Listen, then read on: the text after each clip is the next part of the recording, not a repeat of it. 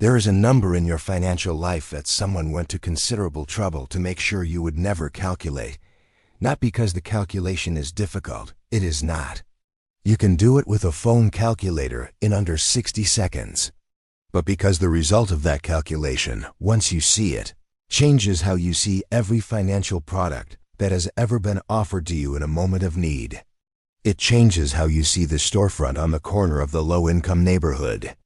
It changes how you see the checkout screen that offers you 4 easy payments.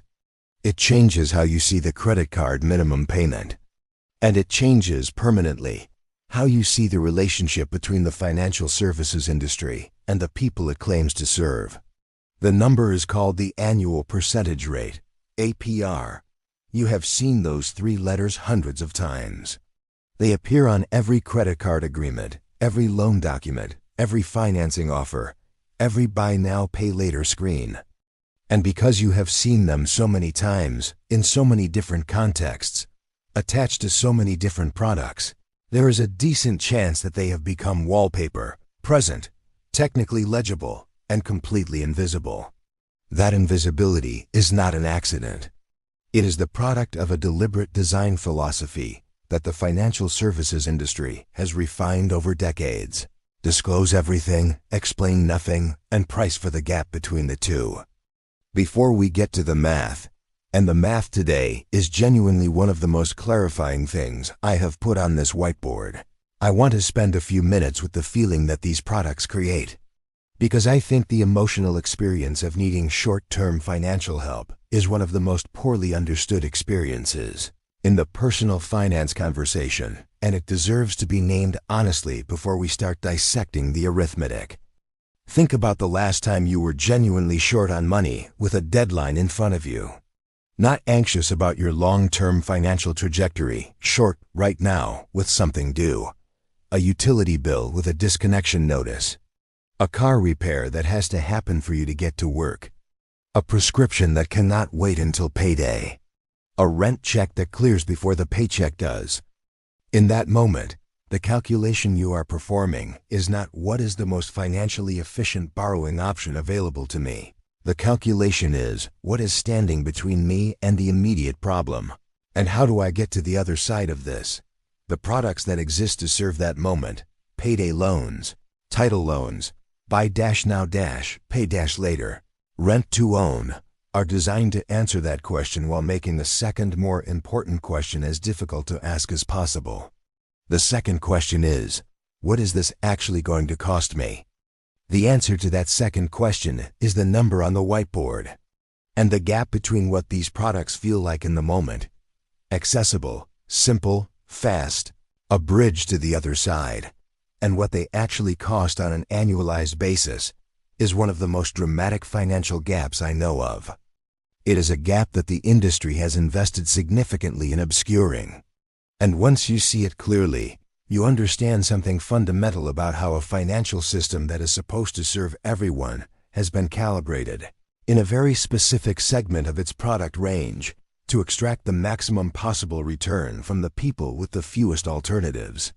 Let me introduce you to the calculation. It has 4 inputs: the amount borrowed, the fee charged, the length of the loan, and a number called 365, the days in a year. That is it. 4 inputs, 1 formula, and a result that the financial services industry has spent 50 years and millions of lobbying dollars trying to keep you from intuitively understanding. We are going to do it together, right now, on this whiteboard. And we are going to do it for every product category that has been designed to serve you in your most financially vulnerable moments. The formula is this: APR equals the fee divided by the principal, multiply by 365 divided by the loan term in days, multiply by 100 to express it as a percentage. Write that down if you want to. But more importantly, understand what it is doing. It is taking whatever fee or interest is charged on a short-term transaction and expressing it as an equivalent annual rate, the rate you would be paying if the terms of that transaction continued for a full year. This is important because annual rates allow comparison across products. Without annualization, A 2-week loan and a 30-year mortgage are expressed in completely different units, and direct cost comparison becomes impossible. The APR is the common currency of borrowing cost. It is what allows you to see all of these products on the same scale, which is precisely why the industry has worked so hard to make sure you never apply it to the products where the result is most damaging to their image. Let us start with the payday loan, because it is the most documented, the most studied, and the one where the gap between face value and annualized cost is the most dramatic. A standard payday loan charges a fee of $15 per $100 borrowed for a 2-week term. On its face, $15 to borrow $100 feels like 15%. It sounds manageable. It sounds similar to a credit card rate. It is not. Apply the formula. 15 divided by 100 equals 0.15. 365 divided by 14, the 2-week loan term, equals 26.07. Multiply 0.15 times 26.07 equals 3.91.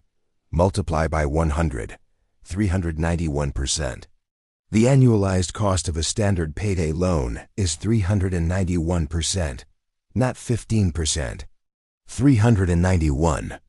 I want to let that number sit for a moment before we move on. 391% per year is not a predatory rate in the pejorative sense alone.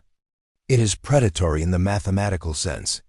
It is a rate that, if applied for a full year, would convert a $100 loan into a debt of approximately $491 through interest alone, before any principal is repaid.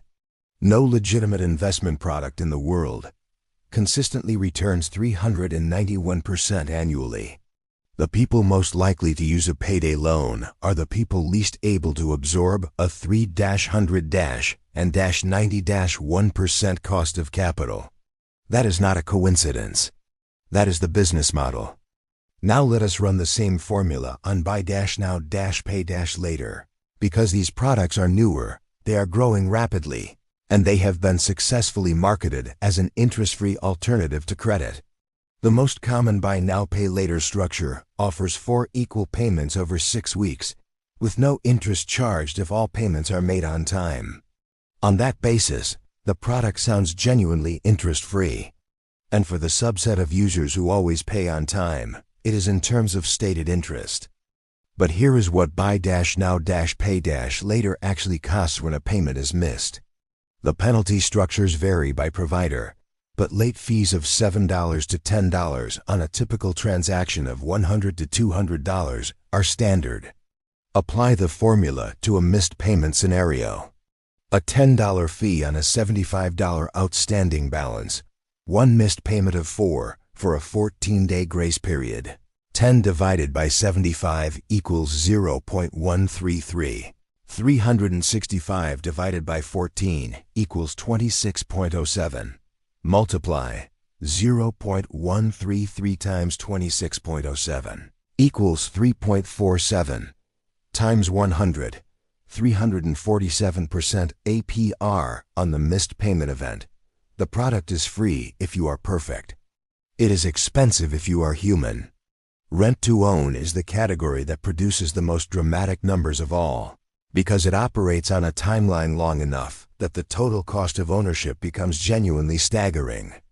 A rent-to-own transaction for a washing machine with a retail value of $800 might be structured as 24 weekly payments of $40, a total outlay of $960 for a product that costs $800 new. That sounds like a modest premium. But the premium is not on the retail value. It is on the effective financing cost. The $800 appliance, acquired over 24 weeks at $40 per week, has an effective APR of approximately 180% on the implicit financing component.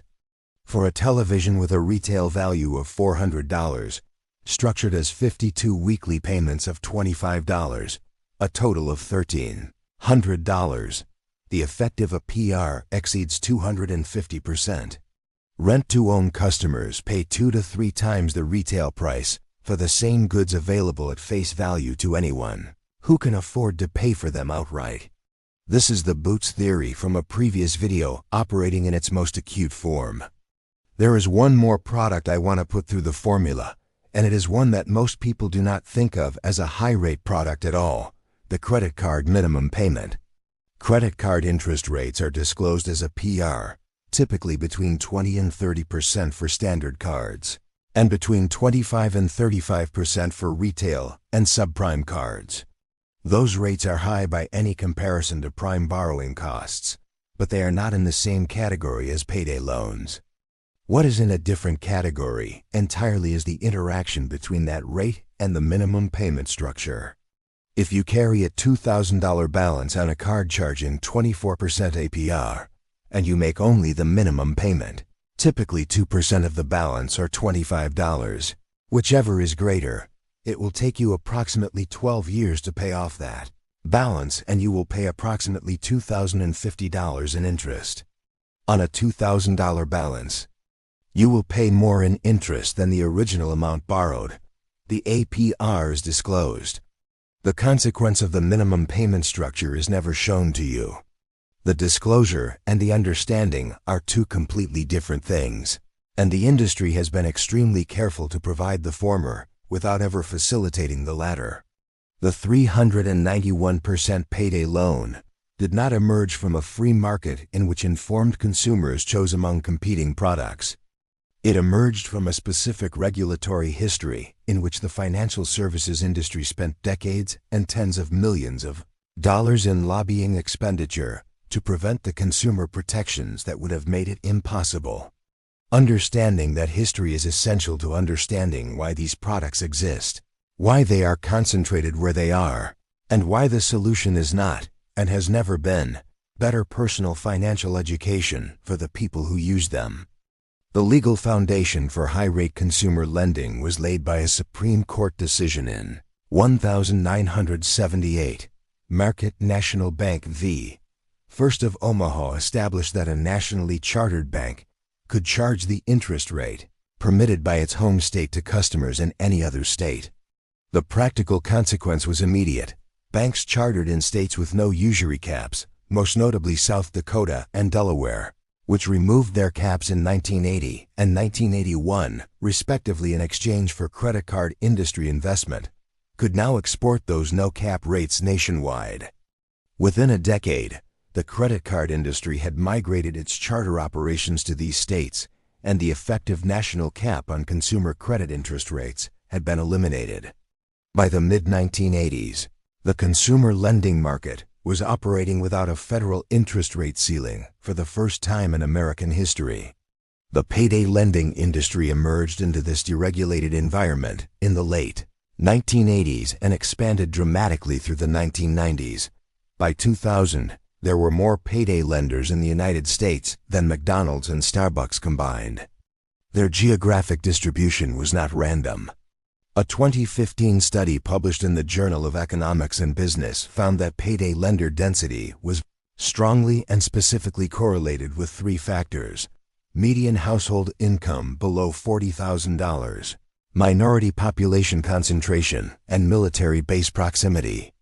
The industry had, with considerable precision, mapped its storefront locations to the exact populations with the least access to conventional banking and the greatest frequency of short-term liquidity crises, and had done so not through predatory intent in any individual case, but through the logic of a market that rewards locating high-margin products near populations with the fewest alternatives.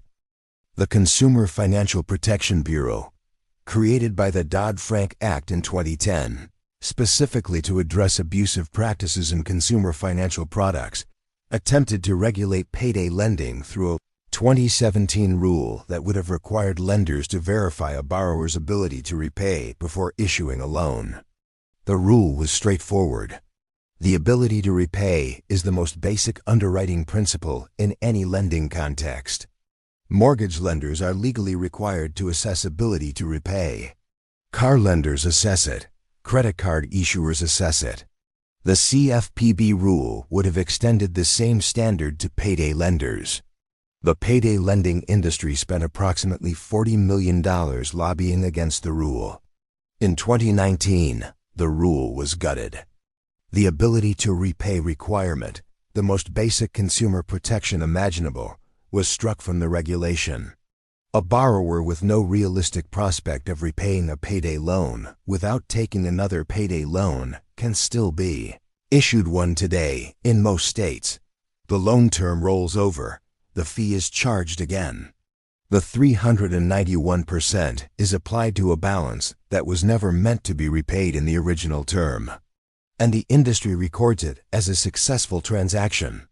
The buy now, pay later industry has followed an almost identical regulatory trajectory in compressed time. BNPL products launched at scale around 2018, grew explosively through the pandemic period, and by 2022, were processing over $100 billion in transaction volume annually in the United States. They did so without being classified as credit products under the Truth in Lending Act, the federal law that requires a PR disclosure for consumer credit. Because BNPL loans are structured as 4 payments over 6 weeks rather than as revolving credit lines, they were able to operate in a regulatory gray zone that exempted them from the disclosure requirements that apply to every credit card offer you have ever seen. The industry's response to regulatory scrutiny has been consistent. These are not loans. They are payment plans, and the consumer protections designed for loans should not apply. Whether that argument prevails in the long term remains to be seen. In the short term, it has allowed a $100 billion industry to grow to scale without the disclosure requirements that would allow users to compare its costs to alternatives. There is a concept in regulatory economics called regulatory capture, the phenomenon by which the agencies created to regulate an industry come to be controlled in their priorities and their personnel by the industry they regulate. The history of consumer financial product regulation in the United States is one of the most thoroughly documented cases of regulatory capture in American policy history. The revolving door between the financial services industry and the regulatory bodies responsible for overseeing it, the OCC, the CFPB under various administrations, the FTC, has produced a regulatory environment in which the most basic consumer protections have been consistently contested, delayed, weakened, or reversed when they threatened the profit model of the products generating the highest returns. And the products generating the highest returns, as we have established today, are the ones charging 391% to the people with the least political power to contest it. The exit strategy from high-rate borrowing is more constrained than the personal finance industry typically acknowledges, and I want to be honest about that constraint before offering what is genuinely useful.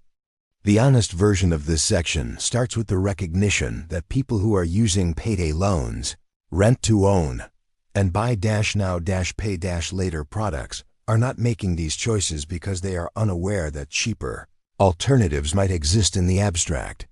They are making them because, in the specific moment of the specific need, the cheaper alternative either does not exist for them or cannot be accessed in the timeline the situation requires.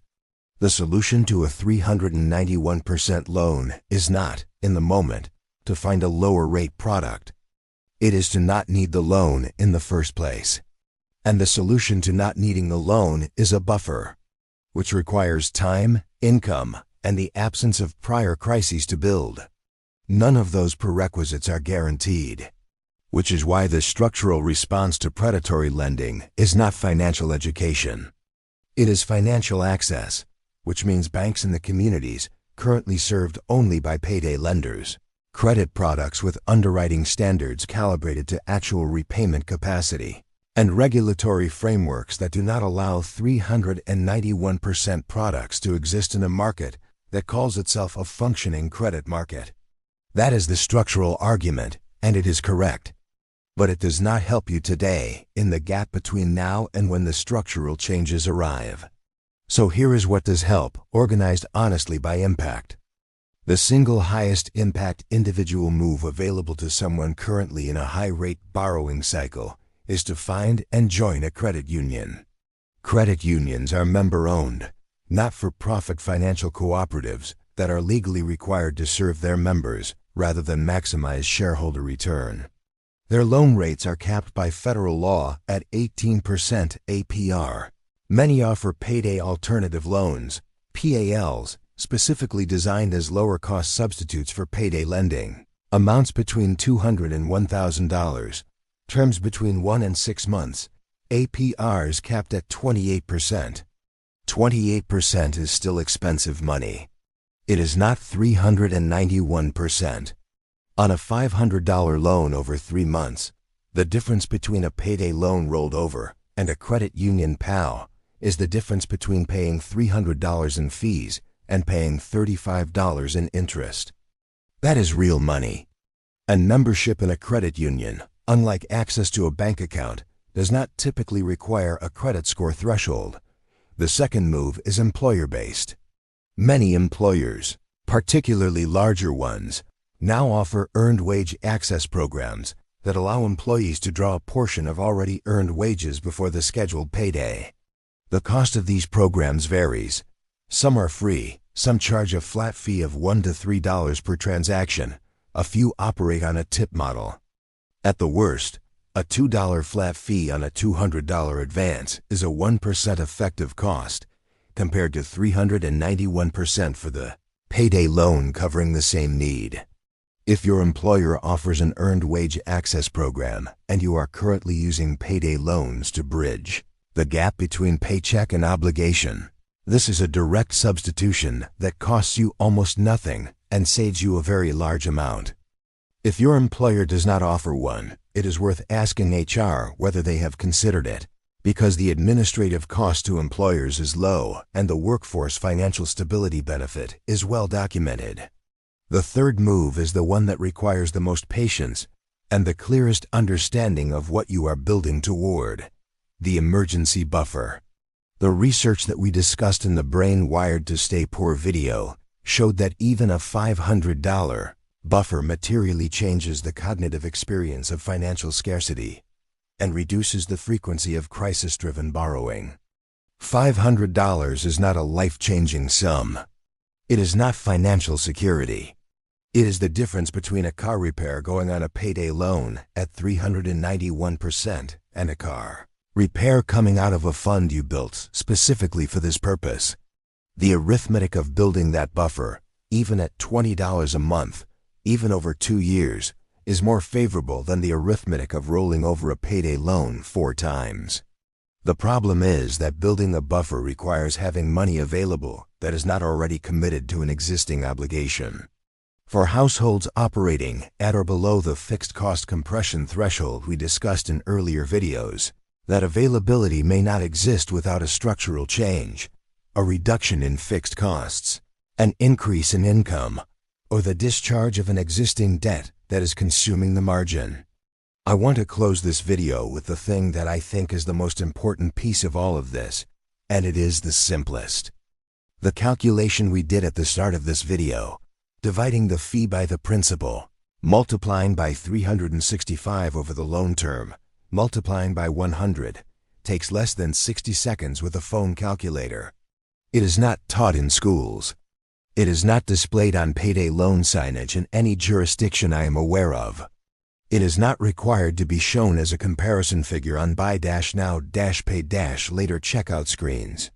Its absence from every point of sale where it would be most relevant to the consumer is not an oversight. It is a design decision. The industry that profits from 391% has invested in keeping that number invisible, because the number is doing the work that 1,000 advertisements cannot undo. When you see the number, you see the product differently. When you see the product differently, you look for alternatives. And when enough people look for alternatives, the product loses the market power it has spent 50 years of lobbying to protect. So the most subversive thing you can do today, more subversive than canceling a subscription, more subversive than cutting a latte, is to learn this calculation and share it. Not as judgment toward anyone who has used these products, as information that was deliberately kept from them. The number is 391%. It has always been there, in the small print, expressed in a unit that requires a formula most people have never been taught to apply. Now you have the formula. Use it. Show it to people who need it. And whenever you are offered a financial product in a moment of urgency, ask the question they spent 50 years and $40 million lobbying to make sure you would never think to ask. What is the annual percentage rate of this transaction? And how does it compare to every other option available to me right now? That is the interest rate they did not want you to calculate. You have it now. Subscribe for more of this, and I will see you next week.